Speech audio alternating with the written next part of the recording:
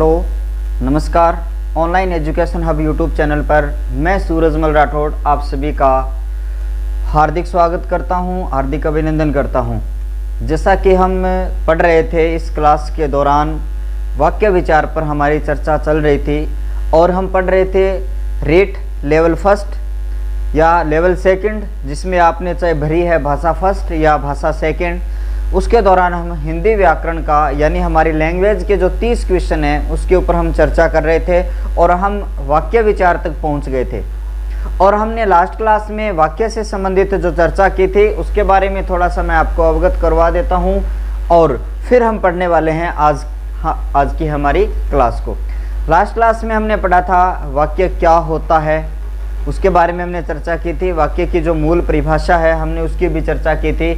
वाक्य की जो संरचना किस प्रकार की होती है वो भी हमने बात की थी।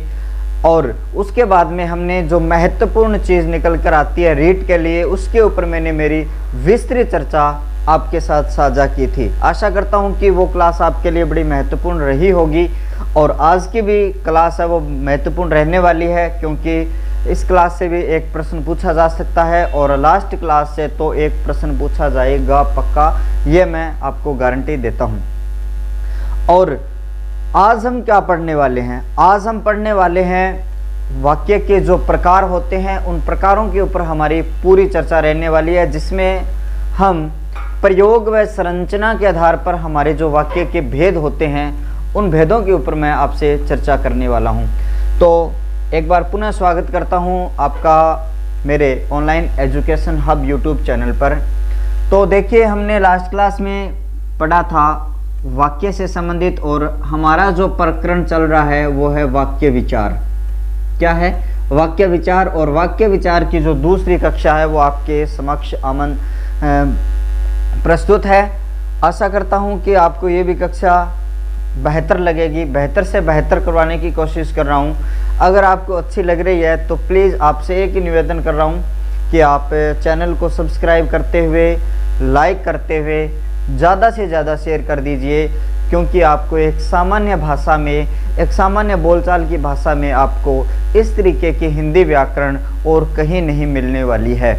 अगर आपको कोई भी डाउट लगता है तो मुझे कमेंट में लिखिए, मैं आपका डाउट क्लियर करवाने की कोशिश करूँगा।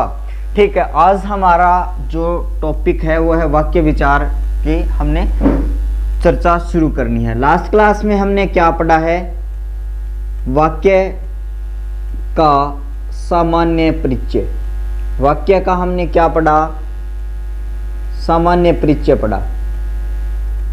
उसके बाद में हमने क्या पढ़ा? वाक्य की परिभाषा। और उसके बाद में हमने क्या पढ़ा? उसके बाद में जो महत्वपूर्ण अंग होता है इस वाक्य का, यानी वाक्य के अंग।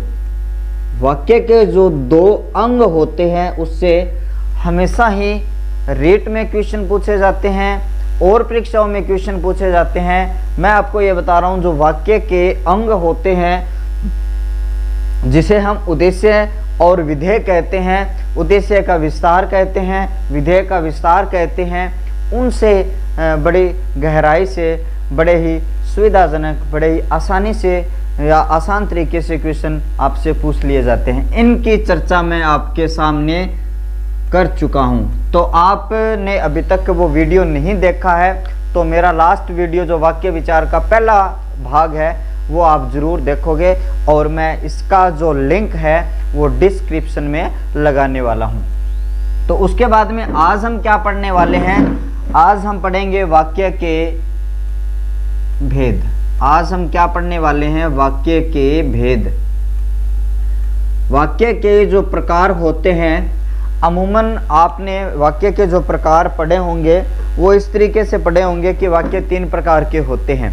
लेकिन हम यहाँ पर जब कंपटीशन या प्रतियोगी परीक्षाओं में जब हम बैठ रहे हैं तो हमें बड़ी गहराई से इनके जो प्रकार हैं उनकी हमें जानकारी होना चाहिए। देखिए, हम किस तरीके से, हम 3 तरीके से वाक्य के प्रकारों को हम पढ़ने वाले हैं। सबसे पहले हम किस तरीके से पढ़ेंगे? सबसे पहले जो प्रयोग व संरचना, प्रयोग व संरचना के आधार पर आधार पर वाक्य के भेद, वाक्य के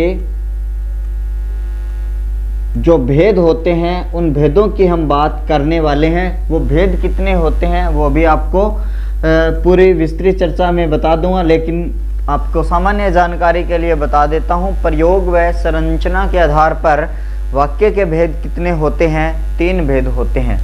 दूसरे प्रकार की चर्चा हम यहां से करें तो अर्थ के आधार पर वाक्य के भेद, अर्थ के आधार पर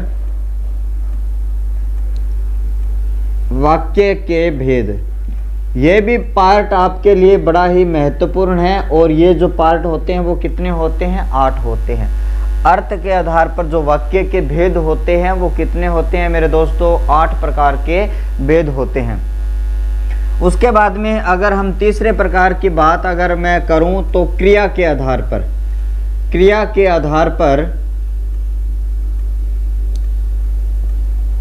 वाक्य के भेद, क्रिया के आधार पर वाक्य के जो भेद होते हैं वो भेद कितने होते हैं मेरे दोस्तों? 3 प्रकार के भेद यहाँ से माने जाते हैं। देखिए, क्रिया के आधार पर आपके लिए हो सकता है ये वाला जो पार्ट है आपके लिए नया हो कि क्रिया के आधार पर जो 3 भेद होते हैं वो कौन से भेद होते हैं।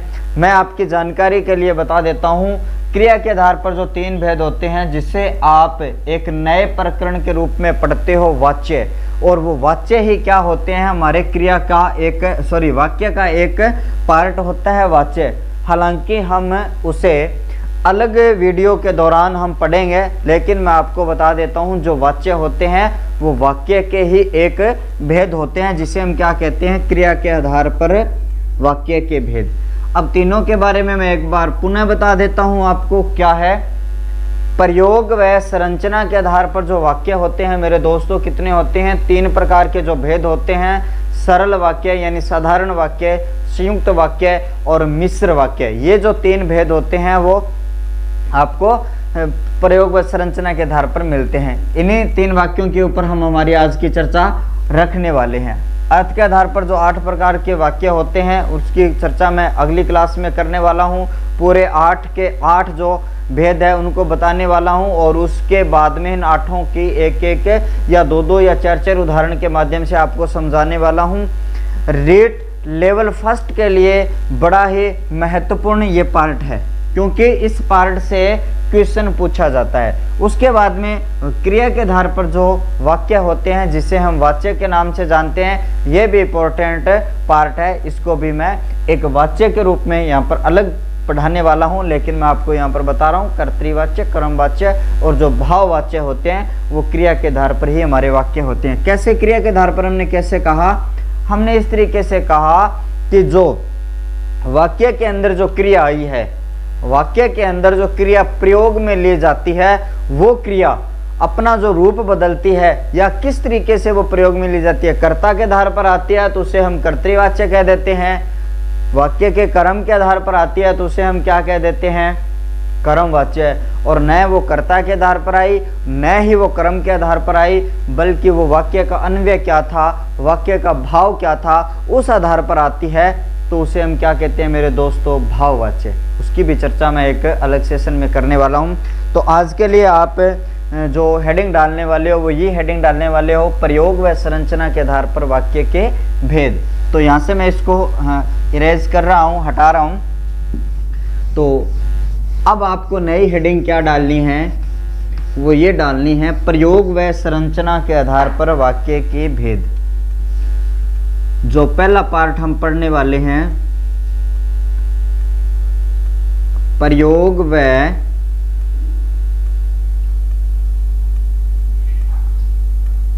संरचना के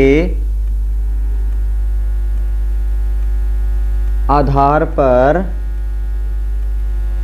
वाक्य के भेद। कितने भेद बताए मैंने अभी आपको? 3 प्रकार के भेद होते हैं। देखिए कौन कौन से 3 प्रकार के भेद होते हैं उसकी भी बात हम यहां से करने वाले हैं। देखिए तीनों के नाम यहां पर मैं लिख रहा हूं। सबसे पहले अगर बात हम करेंगे तो साधारण वाक्य, सबसे पहले अगर हम बात करेंगे तो वो क्या होता है, आपका साधारण वाक्य होता है। दूसरे प्रकार की अगर हम बात करेंगे तो जिसे हम क्या कहते हैं, संयुक्त वाक्य के नाम से हम जानते हैं। और तीसरे प्रकार की अगर मैं बात करूं तो जिसे हम किसके नाम से जानते हैं, मिश्र वाक्य या मिश्रित वाक्य। तीनों ही प्रकारों के ऊपर हम चर्चा करने वाले हैं। आपके मन में किस तरीके की जो भ्रांतियां हैं सरल वाक्य को लेकर, संयुक्त वाक्य को लेकर, मिश्र वाक्य को लेकर, वो भ्रांतियां भी खत्म होने वाली है। अगर और भी आपकी भ्रांति रह जाती है तो मुझे लिखिए कमेंट में, और उस भी भ्रांति को मैं दूर करने के लिए तत्पर हूँ, प्रतिबद्ध हूँ।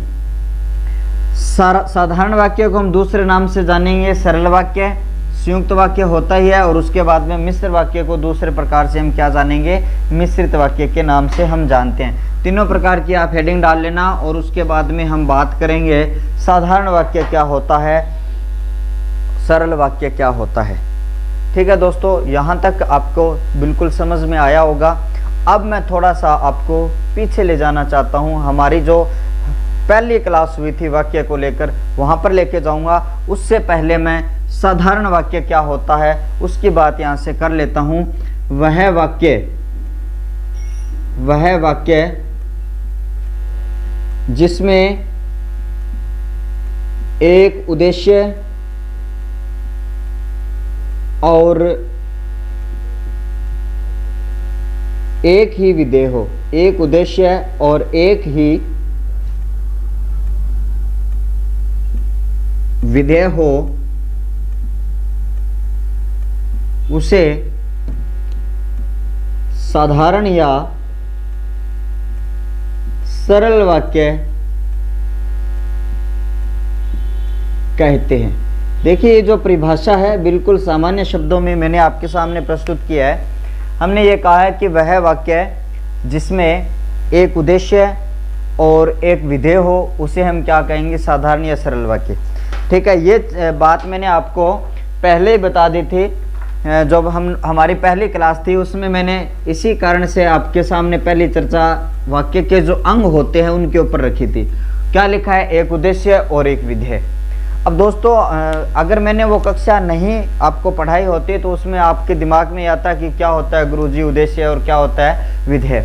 तो मैं आपको बता देता हूँ एक बार फिर से, जो मेरे साथी नए जुड़े हैं, मेरे दोस्त नए जुड़े हैं इस क्लास से, उनको बता देता हूँ। जो उद्देश्य और विधेय होता है वो क्या होता है, वाक्य के अंग होते हैं। वाक्य के अंग होते हैं। वाक्य के दो अंग होते हैं। पहला अंग होता है उद्देश्य, दूसरा अंग होता है विधेय। कथन में जिसके बारे में कहा जाता है, अर्थात कर्ता को उद्देश्य कहा जाता है, और उद्देश्य या कर्ता जिस कथन से अपना कार्य पूरा करता है, अर्थात वाक्य की जो क्रिया होती है या विधेय, उद्देश्य के संबंध में कहा गया कथन क्या कहलाता है, विधेय कहलाता है। अब मैंने ये कहा साधारण वाक्य क्या होता है कि वह वाक्य जिसमें एक उद्देश्य हो और एक विधेय हो, उसे हम क्या कहेंगे, सरल और साधारण वाक्य कहेंगे। जब हम इनके उदाहरणों को करेंगे तो सबसे पहले हमारी प्राथमिकता क्या होगी कि हमें क्या ढूंढना है, एक उद्देश्य ढूंढना होगा और एक ही विधेय ढूंढना होगा। एक उद्देश्य और एक विधेय बन जाता है तो वो वाक्य क्या हो जाता है, आपका साधारण वाक्य होता है। देखिए, इस दुनिया में कितना भी बड़ा वाक्य हो, व्याकरणिक दृष्टि से वो शुद्ध होगा तो वो हो सकता है वो सरल वाक्य, हो सकता है वो संयुक्त वाक्य, हो सकता है वो मिश्र वाक्य हो। कितना भी बड़ा वाक्य हो, व्याकरणिक दृष्टि से अगर वह शुद्ध है तो प्रयोग व संरचना के आधार पर तीनों प्रकारों में से कोई सा भी वाक्य हो सकता है मेरे दोस्तों। ठीक है, मैं आपके सामने एक वाक्य लिख रहा हूं। देखिए, एक सामान्य सा वाक्य लिख रहा हूं, दीपक खेल रहा है। अब देखिए, दीपक खेल रहा है, ये वाक्य आपके सामने है।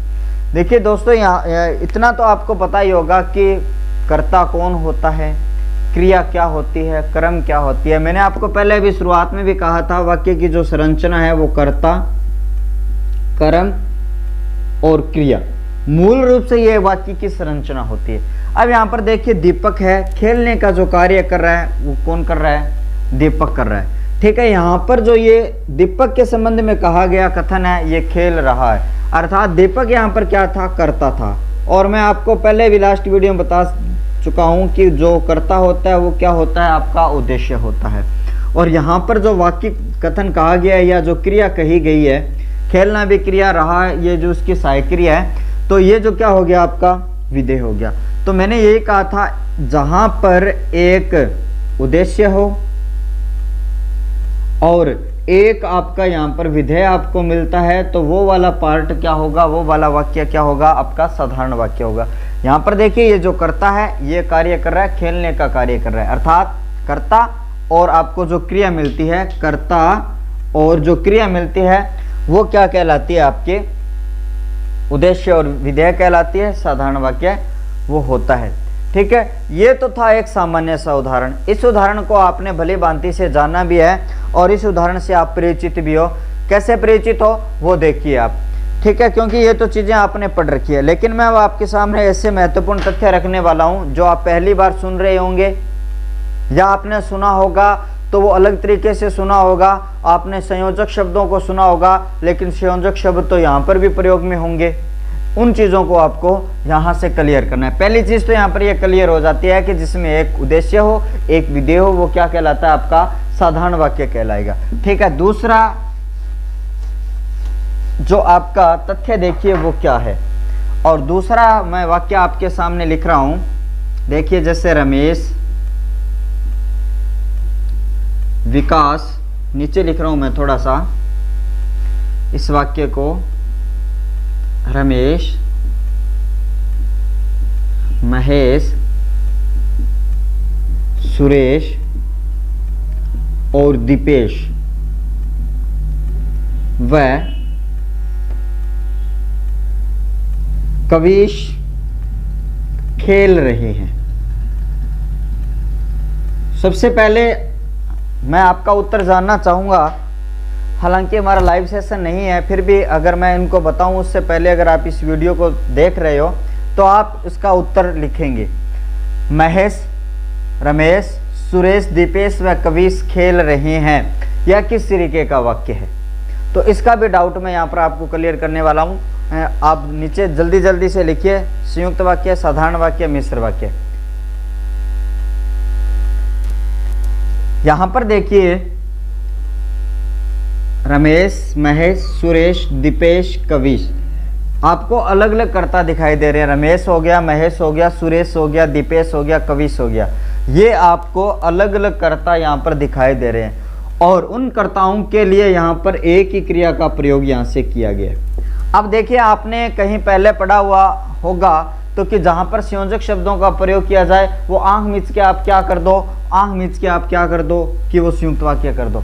नहीं दोस्तों, आपको थोड़ा सा समझना है वाक्य कि जो गहराई है उसको देखना है। यहाँ पर तो ये संयोजक शब्द का प्रयोग यहाँ पर कर लिया गया, इस वजह से आप इसको संयुक्त वाक्य नहीं करोगे। मैं आपको जो बात बताने जा रहा हूँ उस बात को सुनना है। यहाँ पर रमेश, महेश, सुरेश, दीपेश, कविश, ये सारे क्या हैं, कर्ता है। सारे ही क्या है, यहाँ पर कर्ता है, और कर्ता को मैंने क्या कहा, उद्देश्य कहा। अब देखिए, यहाँ पर 1 नंबर कर्ता, 2 नंबर कर्ता, 3 नंबर, 4 नंबर और 5 कर्ता, और पांचों कर्ताओं के लिए एक ही क्रिया, पांचों कर्ताओं के लिए एक ही क्रिया प्रयोग में ली गई है। तो यह वाक्य क्या हुआ? अगर आपने उत्तर दिया है तो ठीक है, नहीं तो मैं आपको बता देता हूं, ये वाक्य कौन सा हुआ, साधारण वाक्य हुआ। अब कहोगे गुरुजी आपने ऐसे कैसे कह दिया कि ये जो इतने कर्ता है उसके लिए यह वाक्य क्या होगा, साधारण वाक्य होगा। हाँ, उसी बात को समझाने के लिए मैंने ये इतना बड़ा वाक्य लिखा है। अब देखिए, आपको नोट डालकर क्या लिखना है, नोट डालकर ये लिखना है कि यदि किसी वाक्य में एक से अधिक कर्ता का प्रयोग किया जाए और उन कर्ताओं के लिए एक ही क्रिया हो या एक ही क्रिया का प्रयोग किया जाए, तो उस स्थिति में पांचों कर्ता या एक से अधिक जो कर्ता है वो एक ही उद्देश्य कहे जाएंगे, एक ही उद्देश्य कहे जाएंगे। मैं ये नियम नोट कर रहा हूं आपको। यदि किसी वाक्य में एक से अधिक कर्ताओं का प्रयोग किया जाए और उनके लिए एक ही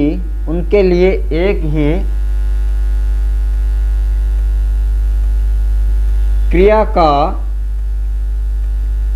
प्रयोग होने पर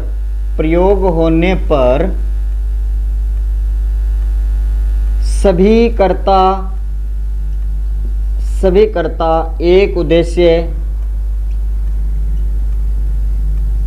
गिने जाएंगे। एक ही उद्देश्य गिने जाएंगे। अब आपको पता है कि वो एक ही उद्देश्य हो गया और एक आपको विधेय दिखाई दे रहा है, तो जो एक उद्देश्य हो और एक विधेय हो वो कौन सा वाक्य हो जाएगा मेरे दोस्तों? साधारण वाक्य होगा। आपको समझ में आया होगा। बड़े आराम से मैंने ये कहा, कोई भी अगर वाक्य आ जाए उसमें बहुत सारे कर्ताओं का प्रयोग, इधर मैंने 4 कर्ता लिखे हैं, 5 कर्ता लिखे, उसके स्थान पर गीता, सीता, नीता, कुछ भी कितने भी कर्ता और जोड़ दो, उन सभी कर्ताओं के लिए अगर एक ही क्रिया का प्रयोग किया जाए तो वह साधारण वाक्य होगा। क्यों होगा? मैंने ये कहा कि अगर सारे कर्ता एक ही क्रिया कर रहे हैं तो उन सभी कर्ताओं को एक उद्देश्य गिना जाएगा और आपको एक विधेय दिखाई दे रहा है। एक उद्देश्य और एक विधेय क्या कहलाते हैं? आपके क्या कहलाते हैं? एक तो उद्देश्य हो गया आपका और एक ही आपका क्या हो गया? विधेय हो गया। तो इस कंडीशन में क्या होगा? यह है सरल या आपका साधारण वाक्य हो जाएगा। सरल या साधारण वाक्य हो जाएगा। मेरे दोस्तों, आपको यहाँ तक बात समझ में आई होगी। फिर मैं तीसरा नियम आपके साथ में साझा करने वाला हूँ। यहाँ से आप इसको क्या करोगे? नोट डाउन कर लीजिए।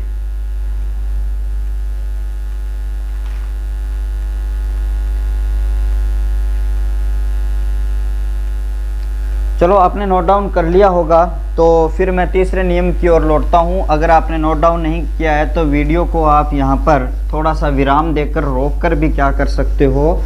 लिख सकते हो। ठीक है। अब नेक्स्ट साधारण वाक्य का दूसरा नियम मैं आपके साथ आपके समक्ष रखने वाला हूँ।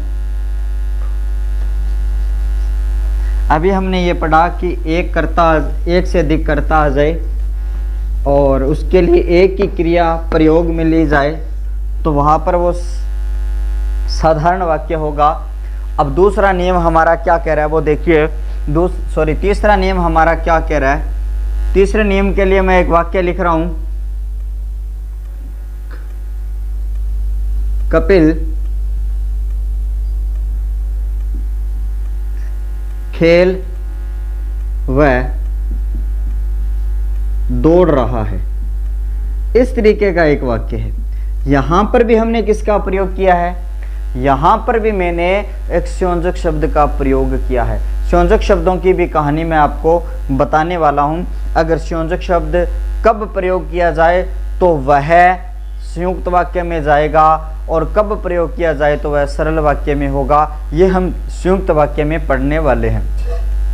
आपके सामने यहाँ पर कपिल है और वो खेल भी रहा है और वो दौड़ भी रहा है। अब लास्ट नियम क्या था? लास्ट नियम ये था कि एक क्रिया के लिए एक से अधिक कर्ता हमने प्रयोग में लिए थे, लेकिन अब एक कर्ता के लिए 2 क्रिया यानी एक से अधिक क्रिया का प्रयोग हमने किया। तो ये वाला वाक्य क्या होगा? तो ये वाला वाक्य भी आप उत्तर दे पा रहे होंगे कमेंट बॉक्स में। अगर आप देख रहे हो तो ज़रूर लिखिए। जो मेरे मित्र इस क्लास को देख रहे हैं वो ज़रूर आप कमेंट बॉक्स में लिखिए। अगर आपका साधारण वाक्य है तो आप बिल्कुल सही लिख रहे हो। कैसे ये सही लिख रहे हो उसकी भी बात मैं आपके सामने रखने वाला हूँ। देखिए, अब देखिए एक कर्ता आपको दिखाई दे रहा है तो यहाँ पर कोई डाउट नहीं है कि ये क्या हो जाएगा? एक उद्देश्य हो जाएगा। कोई डाउट नहीं है, एक उद्देश्य हो जाएगा। लेकिन ये और ये क्या है? वाक्य की क्रिया है। वाक्य की क्रिया उसको हम क्या कहेंगे? विधेय कहेंगे। क्या एक उद्देश्य है? क्या एक विधेय इस वाक्य में है? तो उसके लिए नियम सुन लीजिए मेरे दोस्तों, मेरे मित्रों, नियम सुन लीजिए। नियम क्या है? नियम ये रहने वाला है कि अगर किसी वाक्य में एक कर्ता के लिए 2 भिन्न भिन्न क्रियाएं की गई हो, एक कर्ता उसके लिए 2 क्रियाओं का प्रयोग किया गया हो, एक ही व्यक्ति के लिए 2 क्रियाओं का प्रयोग किया गया हो, तो वो दोनों क्रियाएं एक ही विधेय में गिनी जाएगी, दोनों क्रियाएं एक ही विधेय में गिनी जाएगी। अर्थात मेरा मतलब क्या हुआ, जिस वाक्य में एक उद्देश्य हो और एक विधेय हो, वो वाला वाक्य क्या हुआ, साधारण वाक्य हुआ। तो यहाँ पर देखिए, पहले मैं नियम को नोट डाउन कर लेता हूं, उसके बाद में आगे की चर्चा हम करेंगे। यदि किसी एक कर्ता के, मैं कोष्टक में लिख रहा हूं, उद्देश्य के लिए दो भिन्न भिन्न क्रियाओं का प्रयोग किया जाए,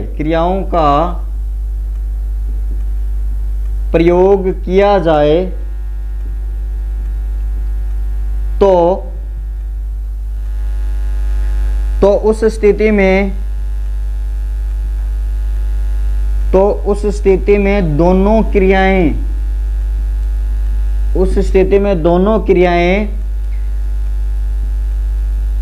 एक ही विधेय गिनी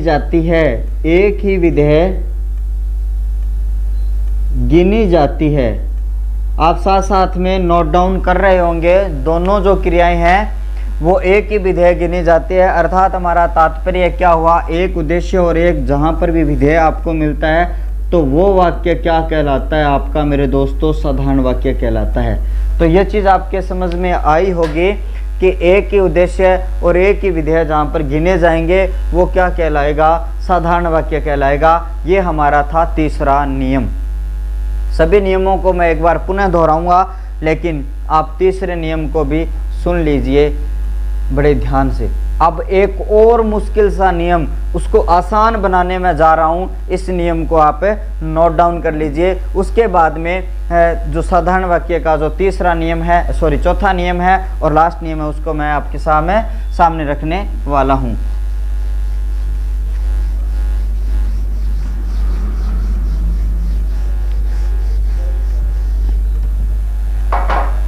चौथा नियम क्या है वो देखिए। चौथे नियम के लिए सबसे पहले मैं आपके समक्ष एक उदाहरण लेके आ रहा हूं। देखिए उदाहरण में क्या है, वापिस सुरेश, दीपक, मुकेश व सुमन खेल व पढ़ रहे हैं। ये वाक्य देखिए, थोड़ा सा आपको मुश्किल लग रहा होगा इस प्रकार के वाक्य को समझने में, उत्तर देने में। तो आपकी प्रतिक्रिया मैं चाहूँगा आप अवश्य लिखें उसमें। अगर मेरी इस क्लास को आपने अटेंड कर रखा है, मेरे साथ जुड़े हुए हैं, तो साधारण वाक्य है या संयुक्त वाक्य। अगर साधारण वाक्य है तो क्यों है वो भी आप बताने वाले हो यहाँ पर, ठीक है। चलो मैं आगे आपके क्लियर कर देता हूं। ये वाला जो पार्ट है, ये वाला जो वाक्य है वो क्या है, कहलाएगा आपका साधारण वाक्य कहलाएगा। कैसे कहलाएगा साधारण वाक्य है वो देखिए। दूसरे नियम में तो हमने ये कहा था कि एक से अधिक कर्ता आगे उनको आप एक ही उद्देश्य मानोगे। तीसरे पार्ट में हमने कहा कि 2-3 क्रियाएं अगर आती है तो उनको आप एक विधेय मानोगे। लेकिन यहाँ पर तो एक से अधिक कर्ता भी है और एक से अधिक क्रियाएं भी है, तो आप इनको कैसे हम एक उद्देश्य और एक विधेय मानेंगे वो चीज आप यहाँ पर देखोगे। यहाँ पर कर्ता कितने हुए, सुरेश, दीपक, मुकेश और ये सुमन, 4 आपको यहाँ पर कर्ता दिखाई दे रहे हैं। चारों को हमने यहाँ पर क्या कर दिया, 4 कर्ताओं के रूप में हमने प्रयोग में लिया है। उसके लिए हमने 2 क्रियाएं हमने लिखी है। पहली क्रिया कौन सी है हमारी, खेलना। दूसरी क्रिया हमारी कौन सी है, पढ़ना। अब इसके लिए मैं मेरे दोस्तों आपको नियम बता देता हूं, आपको नियम समझना है। अगर आपके सामने अगर एक से अधिक कर्ता हो और वो एक से अधिक कर्ता एक जैसी क्रिया कर रहे हो, बारी बारी से खेलने की और पढ़ने की, क्योंकि एक कर्ता था वो खेल भी रहा था, दौड़ भी रहा था, उसी प्रकार से ये एक करता है वो खेल भी रहा है, पढ़ भी रहा है, ठीक है। जैसे मान लो ये करता है, ये खेल भी रहा है और ये पढ़ भी रहा है।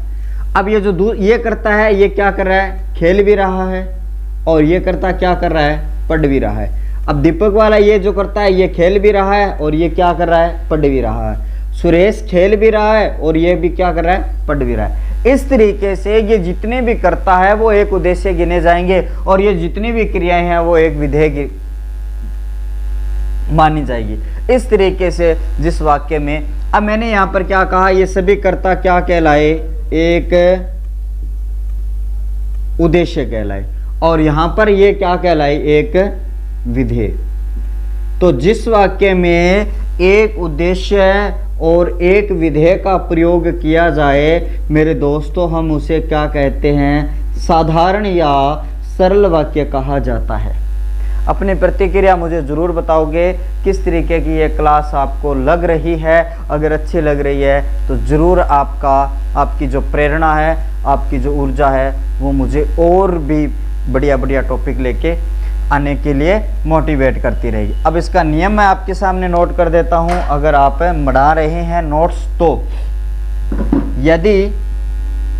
यदि किसी वाक्य में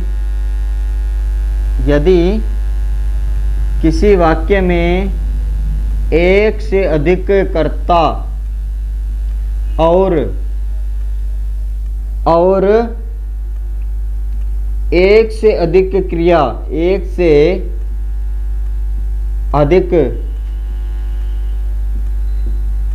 क्रियाओं का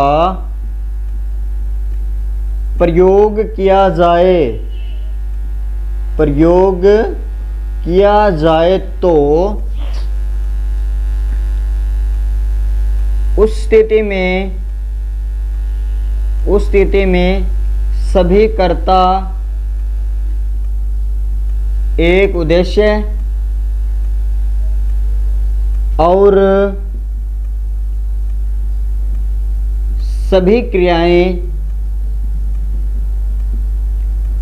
एक विधेय मानी जाती है। तो यहां से बात आपकी क्लियर हो गई होगी। जहां पर एक उद्देश्य हो और एक विधेय हो वहां पर क्या है, साधारण वाक्य है, सरल वाक्य है। आशा करता हूं कि ये भी आपके समझ में आया होगा। इस तरीके से आप कितने भी उदाहरण आप यहां से ले सकते हो। अगर मैं यहां पर ज़्यादा उदाहरण कराऊंगा तो यहां से वीडियो मेरी जो है बहुत लंबी हो जाने वाली है, क्योंकि अभी इसके 2 भाग और पड़े हैं। क्योंकि हम पढ़ने वाले हैं संयुक्त वाक्य को और पढ़ने वाले हैं हम मिश्र वाक्य को।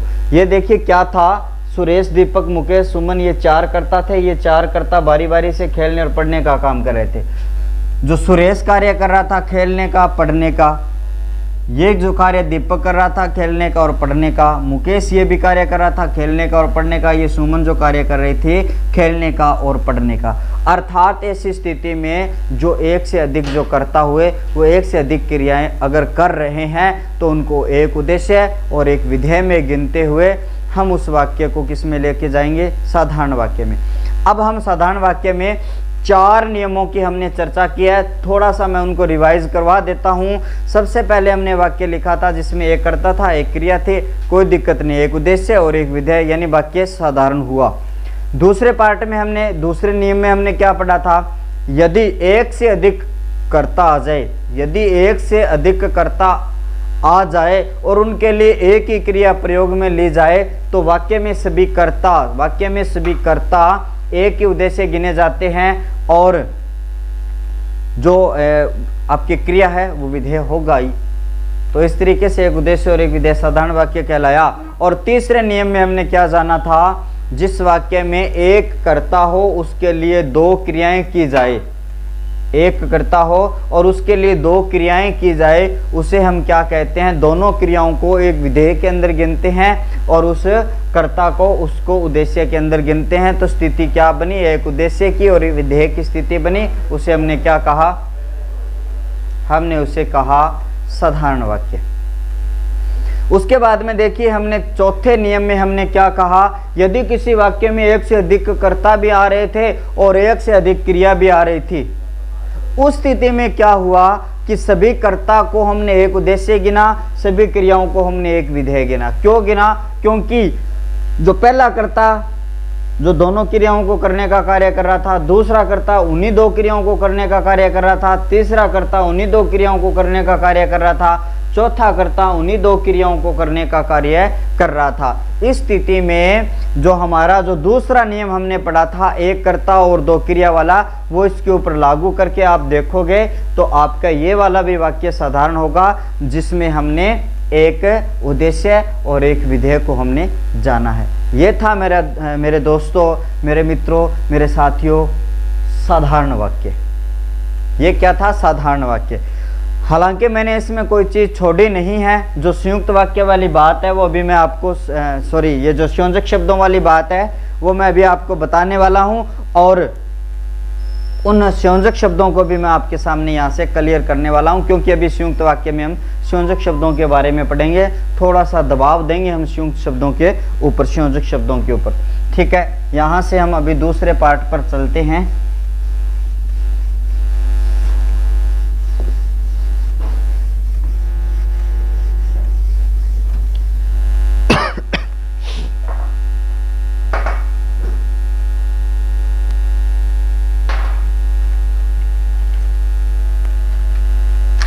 अभी हम बात करने वाले हैं आपके साथ संयुक्त वाक्य की, और किस तरीके से हम संयुक्त वाक्य वाले पार्ट को भी हल करेंगे, किस तरीके से संयुक्त वाक्य होने वाला है उसकी भी चर्चा हम करने वाले हैं। तो मेरे साथ आप जुड़े रहिए, अपने साथियों तक इस कक्षा को पहुंचाएं, ज़्यादा से ज़्यादा अपने मित्रों तक शेयर करें, ताकि वो भी मित्र हैं वो इस कक्षा का आनंद बड़ी बेहतर ढंग से उठा सके और अपने आने वाले परीक्षाओं में उसका जो डाउट है उनको क्लियर कर सके। संयुक्त वाक्य, दूसरी हेडिंग हमें डालनी है संयुक्त वाक्य। पहले वाक्य को हमने पढ़ा कि एक उद्देश्य हो और एक विधेय हो, उससे हमने क्या कहा? साधारण वाक्य का। अब देखिए, सबसे पहली लाइन लिख रहा हूं इसकी परिभाषा के लिए, एक से अधिक सरल वाक्यों को संयुक्त वाक्य कहा जाता है। संयुक्त वाक्य कहा जाता है। अब देखिए, हमने यहां पर क्या कहा है कि एक से अधिक अगर सरल वाक्य होंगे तो उन सरल वाक्यों को हम क्या कहेंगे? संयुक्त वाक्य कहेंगे। अब कैसे कहेंगे? अब देखिए, यहां पर मैं कह रहा हूं कम से कम आपका दो से अधिक कितने भी सरल वाक्य यहां पर हो सकते हैं। अगर एक से अधिक सरल वाक्य होगा, यानी हर सरल वाक्य में क्या होना चाहिए? एक उद्देश्य, एक विधेय होना चाहिए। जितने भी सरल वाक्य यहाँ पर आएंगे उसमें क्या होने चाहिए? एक से अधिक सरल वाक्य होने चाहिए। दूसरी बात मैं आपको यहाँ पर क्या बता रहा हूँ? एक से अधिक उपवाक्य, एक से अधिक उपवाक्य। ये उपवाक्य क्या है? एक से अधिक उपवाक्य, ये उपवाक्य क्या है उसको भी मैं बताने जा रहा हूँ। एक से अधिक उपवाक्य मतलब क्या होता है? जब मैं उदाहरण लिखूंगा तो वहाँ पर मैं आपके लिए उपवाक्यों के बारे में मैं आपसे चर्चा करने वाला हूँ। तीसरी बात क्या होते हैं कि सभी उपवाक्य स्वतंत्र होते हैं। अब कैसे स्वतंत्र होते हैं उसकी भी बात यहाँ पर करूँगा। देखिए, सभी उपवाक्य, एक उपवाक्य का मतलब क्या हुआ? एक सरल वाक्य। दूसरे उपवाक्य का मतलब क्या हुआ? दूसरा सरल वाक्य। यानी एक सरल वाक्य वो स्वतंत्र है, उसका अलग अर्थ निकलता है। दूसरा उपवाक्य स्वतंत्र है, उसका अलग अर्थ निकलता है। तीसरे का अलग, चौथे का अलग। इस प्रकार से जितने भी उपवाक्य, जितने भी सरल वाक्यों का प्रयोग किया जाएगा वो स्वतंत्र होने वाला है मेरे दोस्तों। अब देखिए, यहाँ पर तीन चीजें यहाँ पर मैंने क्लियर की है। तो छोटी सी बात से मैं एक उदाहरण लिखते हुए पूरी बात को यहाँ पर क्लियर करना चाहूँगा। सुरेश पढ़ रहा है, वह शाम खेल रहा है। शाम खेल रहा है। अब कहोगे गुरुजी आपने जो साधारण वाक्य पढ़ाया था उसमें सुरेश, शाम इनको लिया था और दो कर्ता थे, दोनों के लिए अलग क्रियाएं थी। अब देखिए, यहाँ पर कुछ मामला अलग है। यहाँ पर ये जो सुरेश है ये अलग क्रिया कर रहा है। सुरेश क्या है? यहाँ पर क्या है? कर्ता है। और उस कर्ता के लिए एक क्रिया अलग है। यहाँ पर श्याम क्या है, कर्ता है, उस श्याम के लिए एक अलग क्रिया है। यही तो मैं कह रहा हूं कि एक से अधिक सरल वाक्य हो जाए वहां पर संयुक्त वाक्य होगा, एक से अधिक उपवाक्य हो जाए वहां पर संयुक्त वाक्य होगा। अब देखिए ये इतना क्या है, एक उपवाक्य है, यानी वाक्य के जितने भी पार्ट होते हैं जिससे अलग अर्थ निकलता है वो उपवाक्य होता है। वाक्य के अंदर 2 या 3, 4, 5 कितने भी उपवाक्य हो सकते हैं। यहाँ पर सुरेश पढ़ रहा है, इसका अर्थ अलग निकल रहा है, इसलिए ये क्या हुआ, आपका उपवाक्य हुआ। और यहाँ पर श्याम खेल रहा है, इसका अलग अर्थ निकल रहा है, ये क्या हुआ, आपका उपवाक्य। यही तो मैंने कहा है सभी उपवाक्य स्वतंत्र होते हैं, इसका अर्थ अलग निकला, इसका अर्थ अलग निकला। बात घुमा कर लेके आते हैं वापस संयुक्त वाक्य के ऊपर।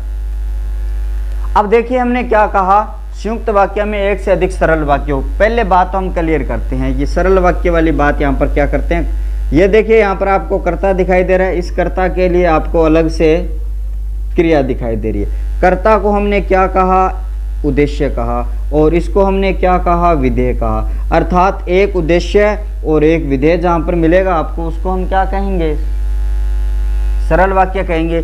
उसी प्रकार से यहाँ पर जो वह शब्द लगा हुआ है उसे हम क्या कहेंगे, संयोजक शब्द कहेंगे।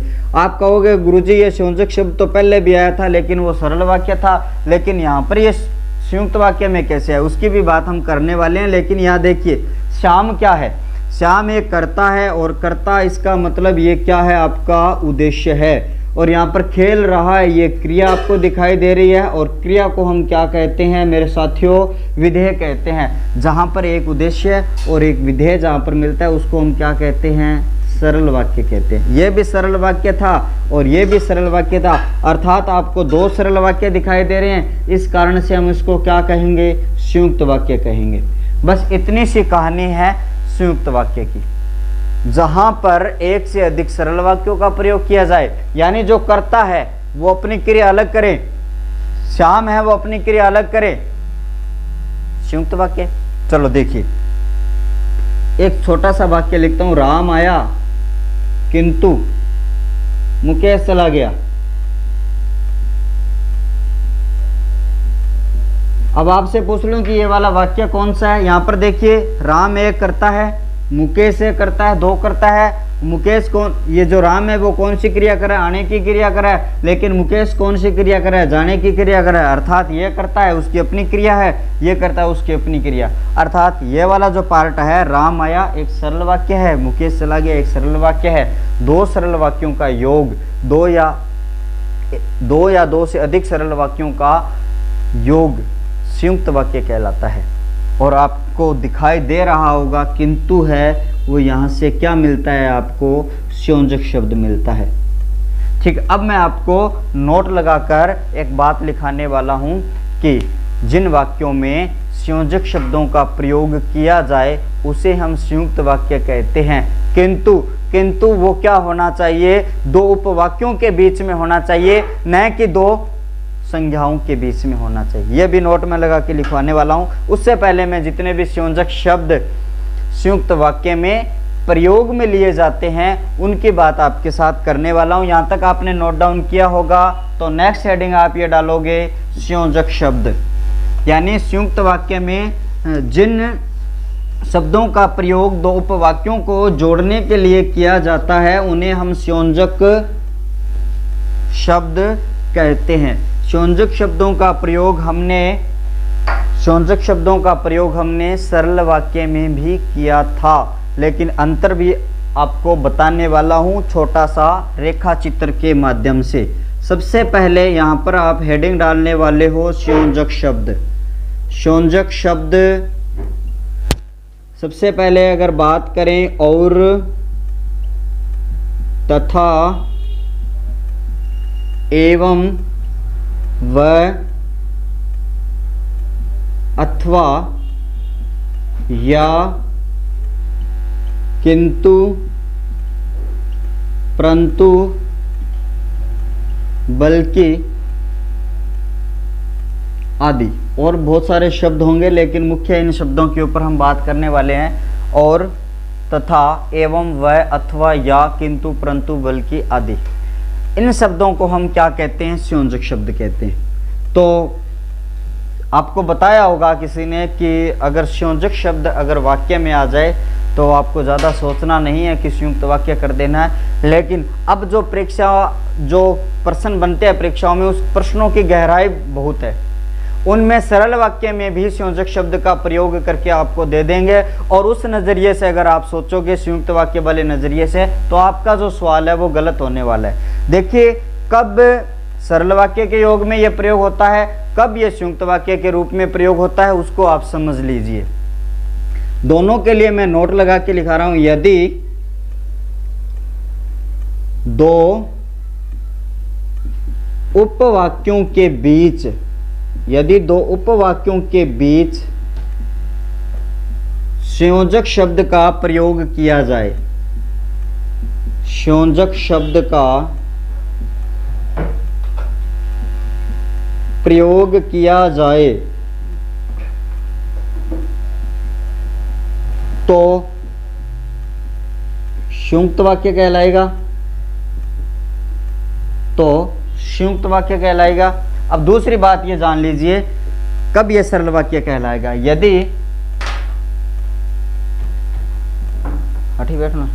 यदि दो संज्ञाओं के बीच संयोजक शब्द का प्रयोग किया जाए तो वह सरल वाक्य, साधारण वाक्य होगा।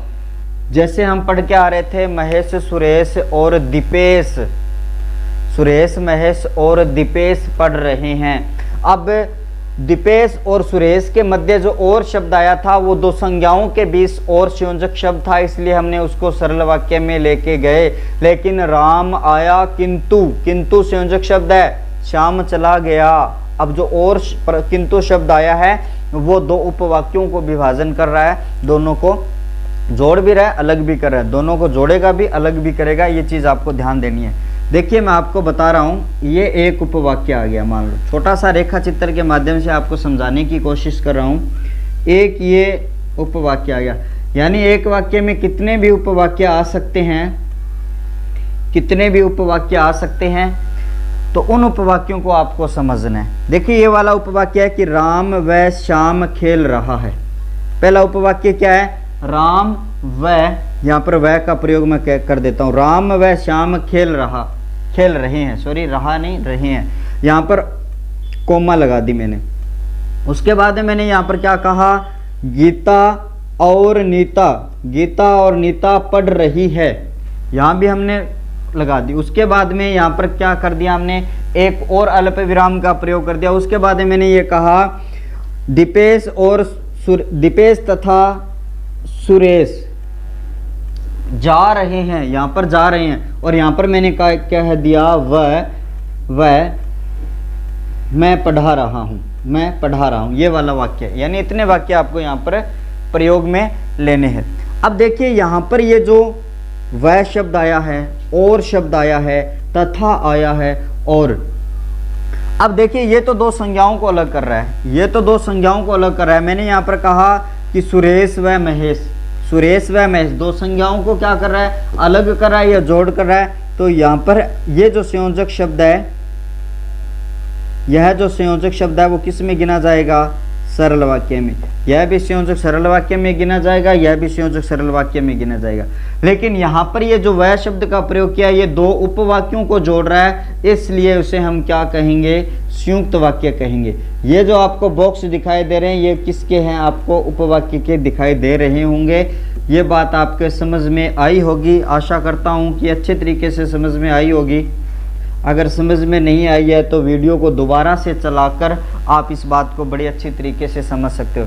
अब सबसे अच्छी बात आपको बताने जा रहा हूँ, ये जो आपको अल्प विराम दिखाई दे रहा है, यह भी क्या कहलाता है? एक संयोजक का ही काम करता है। अगर मैं ये कह दूं कि राम खेल रहा है, अल्प विराम, श्याम जा रहा है, अल्प विराम, मैं पढ़ा रहा हूँ, अल्प विराम, वो गया, सब में अल्प विराम है। कहीं पर कहीं पर इन शब्दों का प्रयोग किया ही नहीं, तो आप कहोगे गुरुजी ये क्या है, आपने संयोजक शब्दों का प्रयोग किया ही नहीं, फिर ये संयुक्त वाक्य कैसे हुआ। तो आपकी जानकारी के लिए मैं बता दूं, ये जो आपको कोमा दिखाई दे रही है, यह आपका संयोजक शब्दों में ही गिनी जाती है। हैरान परेशान मत होना, यह भी संयोजक शब्दों में गिनी जाती है। तो यह था हमारा बिल्कुल छोटा सा एक बढ़िया सा संयुक्त वाक्य के ऊपर हमारी पूरा प्रकरण। अब देखिए हम जो लास्ट हमारा जो प्रकार है उसके भी बारे में मैं आपको छोटी छोटी बातें आपको बताने जा रहा हूँ। हालांकि हमारी जो क्लास है वो लंबी हो चुकी है, लेकिन अगले 10 मिनट में हम इस टॉपिक को यहाँ से प्रयोग व संरचना के आधार पर जो हमारे प्रकार है उनको पूरा हम करने वाले हैं। तो बड़े अच्छी तरीके से आपके ये बात समझ में आ रही होगी, आशा करूँगा मैं। तो ज़्यादा से ज़्यादा आप शेयर करते रहिए। और लास्ट पार्ट इसका मिश्र वाक्य या मिश्रित वाक्य, हेडिंग आप डाल सकते हो, मिश्र या मिश्रित वाक्य। देखिए इस वाक्य की एक चीज़ इम्पोर्टेंट, उस बात को आपको गांठ मार लेनी है।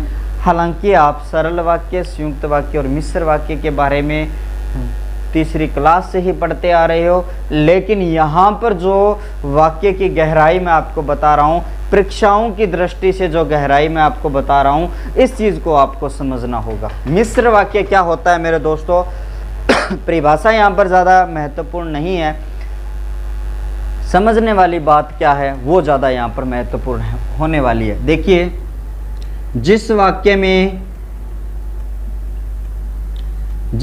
में एक प्रधान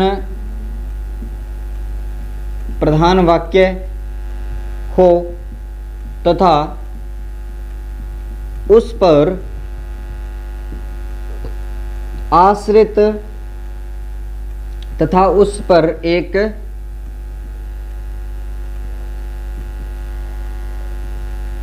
आश्रित उपवाक्य हो तथा उस पर आश्रित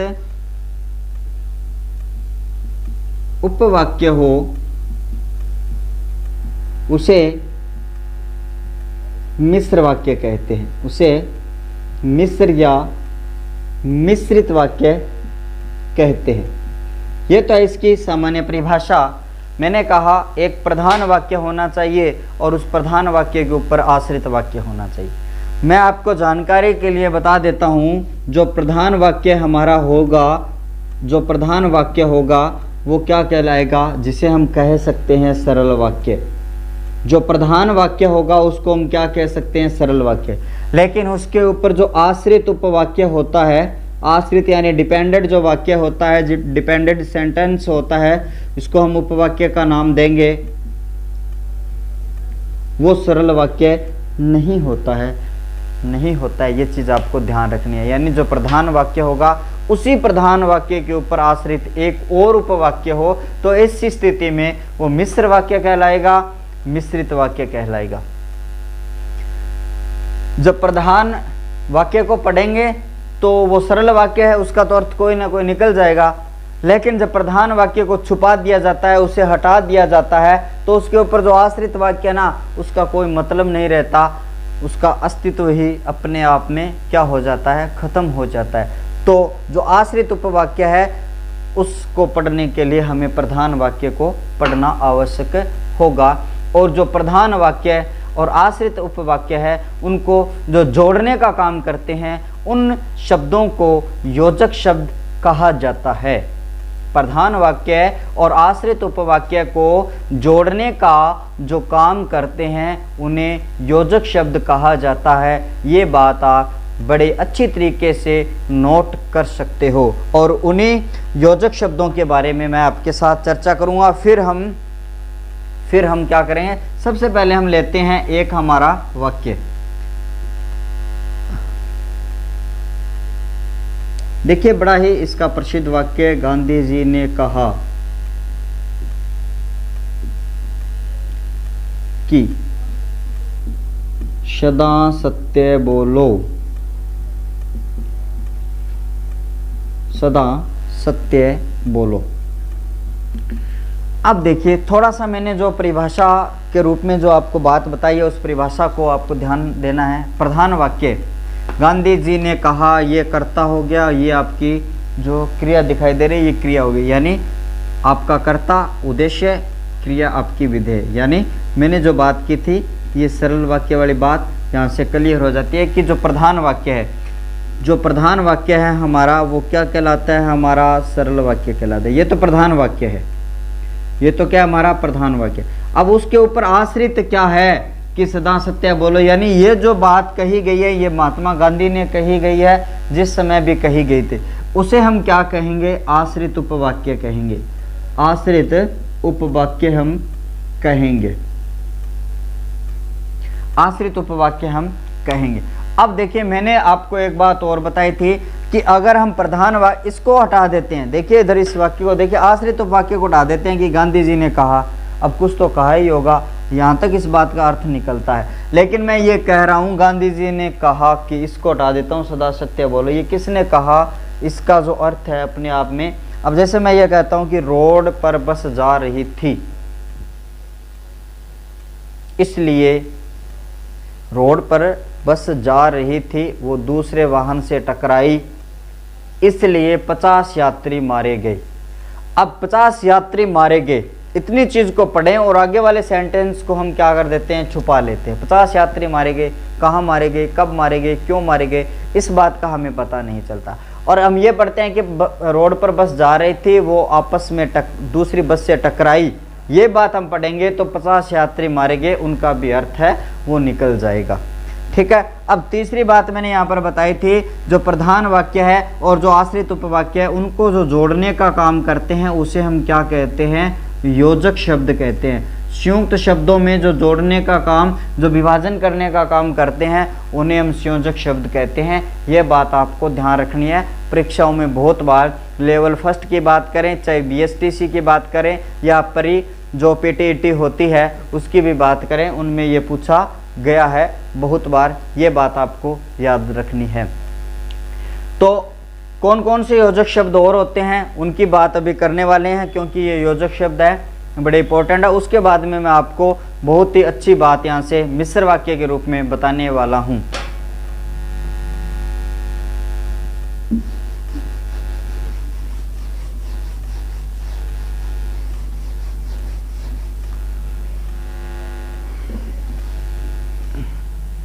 देखिए, मिश्र वाक्य के लिए आपको जो योजक शब्द नोट करने हैं वो आप नोट कर लीजिए, जितने मैं यहाँ पर लिखवा पा रहा हूँ। सबसे पहले हमने यहाँ पर कि लिखा, उसके बाद में हम लिखेंगे क्योंकि, इसके बाद में हम लिखेंगे इसलिए, यद्यपि, तथापि, चूंकि, जैसी, वैसी, जिसका, उसका, ज्यों त्यों,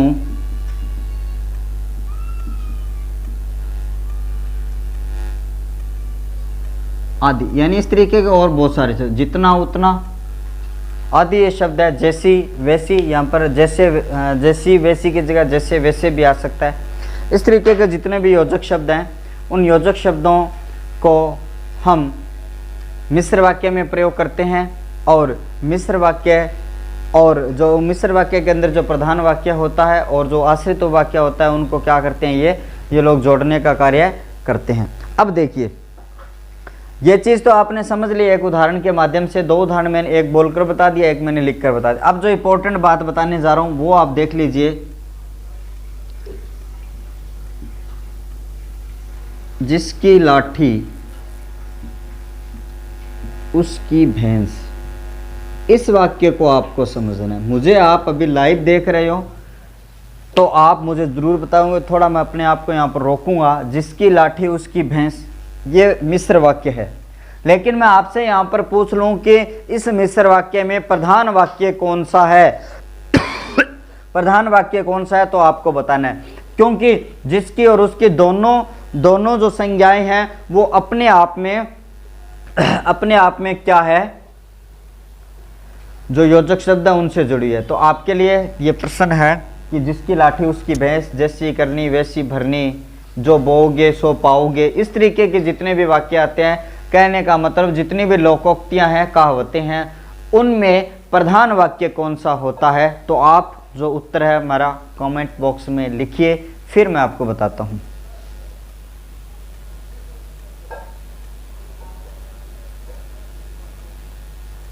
चलो, जिसकी लाठी उसकी भैंस, अगर इस तरीके का वाक्य आ जाए, अर्थात कहावतें, लोकोक्तियां, कहावतें या लोकोक्तियां जितनी भी पूछी जाती है, सबसे पहले तो वो क्या होते हैं, मिश्र वाक्य होते हैं। सबसे पहले वो क्या होते हैं, मिश्र वाक्य होते हैं, क्योंकि दोनों एक दूसरे के ऊपर डिपेंडेंट होते हैं। तो इस तरीके के वाक्यों में, क्योंकि जिसकी और उसकी दोनों ही क्या है, योजक शब्द है, यानी दोनों ही शब्द है वो योजक शब्दों से जुड़े हुए हैं। लेकिन आपका जो अंतिम वाक्य होगा उसको हम क्या कहेंगे, प्रधान वाक्य कहेंगे। ये महत्वपूर्ण चीज़ है, ये चीज़ आपको IM पे लगा लेनी है। मोस्ट इंपॉर्टेंट आपको ये बात लगा लेनी है। अगर कोई कहावत है, अगर कोई लोकोक्ति आपसे पूछ ली जाए और उस लोकोक्ति और कहावत से आपका प्रधान वाक्य पूछ लिया जाए, तो जो दूसरे रूप में जो वाक्य प्रयोग में लिया गया है, उस वाक्य को हम क्या कहेंगे, उस वाक्य को हम प्रधान वाक्य कहेंगे। नोट कर लेना है, ऐसे वाक्य में अंतिम वाक्य को प्रधान वाक्य कहा जाता है, प्रधान वाक्य कहा जाता है। ये इंपॉर्टेंट बात है, ये जो लाइन है आपकी वो महत्वपूर्ण है। अगर ये बात समझ में नहीं आई तो इस वीडियो को रोक कर दोबारा जरूर देखना मेरे दोस्तों। ये थी हमारी सरल वाक्य पर चर्चा, संयुक्त वाक्य पर चर्चा और मिश्र वाक्य पर चर्चा।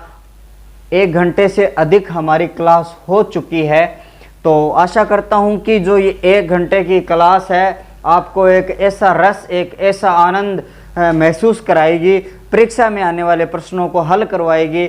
अगर आपने पूरी क्लास को देखा है, मेरे अन्य भी क्लास के आप वीडियो में देखोगे, तो आप ऐसे ही रस की अनुभूति होने वाली है यहाँ पर। और इससे और अधिक अच्छे अच्छे वीडियो इस YouTube चैनल के माध्यम से आपको मिलने वाले हैं मेरे दोस्तों। और मैंने आपको बताया राजस्थान हाई कोर्ट LDC की जो भर्ती आई हुई है, उसका सिलेबस के साथ में उसका जो सिलेबस के जो बिंदु हैं, उन बिंदुओं पर मैं चर्चा यहाँ पर इस YouTube चैनल के माध्यम से करने वाला हूँ। ज़्यादा से ज़्यादा शेयर करिए, मेरे साथ जुड़िए, लाइक कमेंट करिए, यही आपसे आशा करता हूँ। आपसे आपका दोस्त सूरजमल राठौड़ विदा चाहता है। बाय बाय, शुक्रिया, धन्यवाद।